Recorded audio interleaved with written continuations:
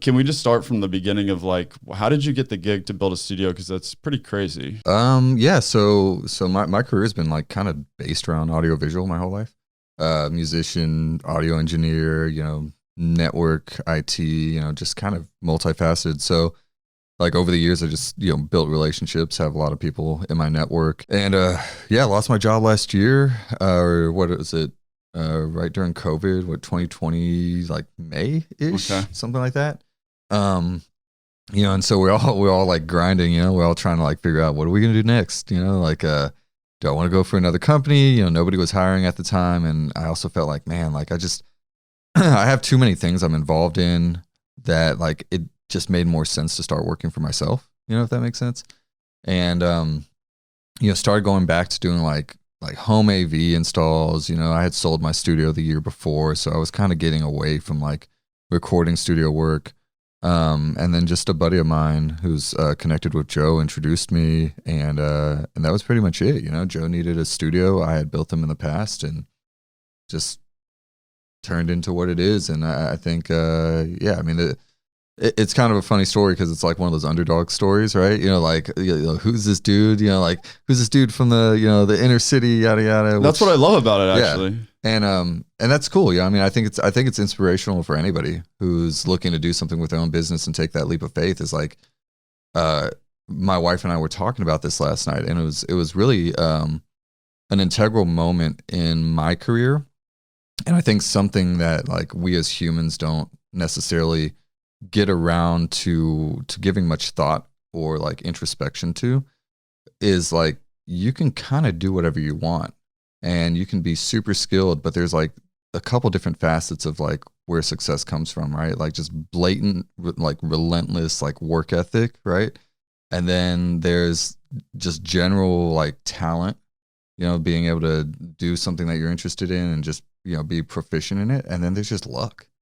And I consider myself to be one of those like relentless work ethic, I gain the talents as I go because like I just want to. And then I just got lucky, man, like just knowing the right people and keeping my network open. I think it's something to think about. And I thought about that too, is like, I have another friend that was on the podcast, Shay Henning. He makes record players and he makes really awesome German restored record players. And he did it for a long time, hardly made any money. And then, Jesse James caught on to one of his record players. He messaged him, but luckily Jesse James replied.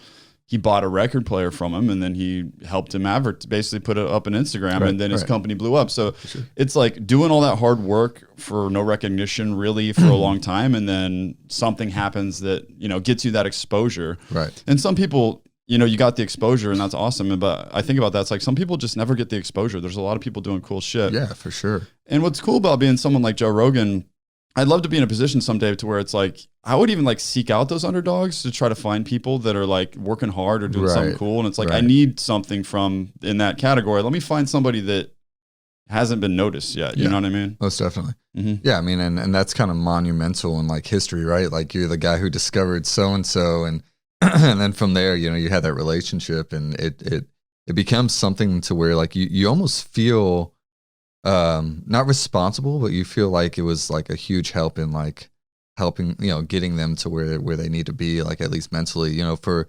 me, obviously like Joe was a monumental, accelerant to my business. There was no doubt about whether or not I was going to continue doing what I was doing as a, sole proprietor of my company and whatnot. But it was more or less, you get those opportunities, just like you said with your friend and Jesse James. And funny story was like I met Jesse, I don't know, like 7 years ago. Really? I did work at his house for a company I was working for, and but at that point in time, I was just one of the lowly, W-2 technician workers, so like I'm not the face of the company, so whatever relationship he had with our company owner was what it was, but to be able to take somebody who's really like hustling and has the grind and they have the work ethic and notice that talent and put them out in the ether like that, whether Joe realizes it or not, like it's been huge for me moving forward since that project. And I think, there's so many people out there who are, I would say, better than me at their own craft. And you're right, they don't get that notoriety or that recognition just because they weren't in the right place at the right time. And the other thing is, we tend to get tunnel vision, when we're working and honing in that craft. We're not looking at the opportunities outside of like, I need to get better at this, and then I'm going to get the recognition. It's kind of like, we'll take, for example, like a band, right? There's so many bands out there who are like unsigned, unnoticed, and they're really good at what they do, and their music's phenomenal. But there's a way to supplement that talent with other things like building the network and just generally just interacting with more and more people. And like, it kind of becomes this like big, like exoskeleton, like a mesh network where now all of a sudden, so-and-so, and just someone happens to be somebody who listens to your music, and then you blow up, and that's generally what we're seeing before the times of like, YouTube and Spotify. It's really important to be able to take those risks and like invest in yourself, but also understand that like your network is an extension of, your possible success. I think about that all the time because, this podcast is still pretty small, which is even more why I appreciate you coming on. I don't know why people come. I think it's like maybe the production quality and stuff like that, and that I treat it professionally. I don't know if you looked at any of the stuff before you came on. Yeah, I saw some. It looks good, man. Yeah. But I think about that, and I try to. I'm a programmer, and I'm very used to just basically working by myself, not talking to people very much, which is odd that I'm doing a podcast. But I like talking to people one-on-one, but right. It's still weird for me to start like reaching out and making posts on social media. I don't really enjoy doing that, but I love doing the podcast, but if you're going to make a podcast and you want to make money on it because it needs to be sustainable, exactly. You have to start learning to network with people like that to open up opportunities and to get known. It's just a necessary thing. Yeah, that's what I've seen with my career in particular has been always keeping in touch with people regardless of how maybe minute the relationship seems. Like maybe I bought an instrument off you from Craigslist and it's like, cool, like this is another human being. I think we tend to,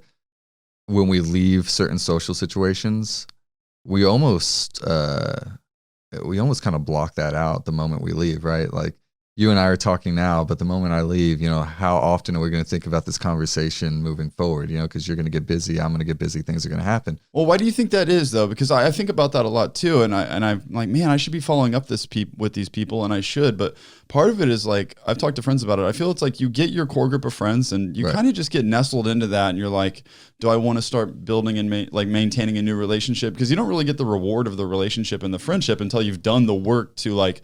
If we hang out after this and we see each other 4 or 5 times, that's when we really start like becoming friends. Right. But the work to get there is like, well, if you already have like 3 or 4 good friends, it feels like you don't have a great incentive to do that. Other than what we just talked about, it's smart. It's a good thing to do. Yeah. So, and I've had this conversation recently. There's 2 words that you said, reward and incentive, right? It's human nature to go into any interaction with the expectation of reward and incentive.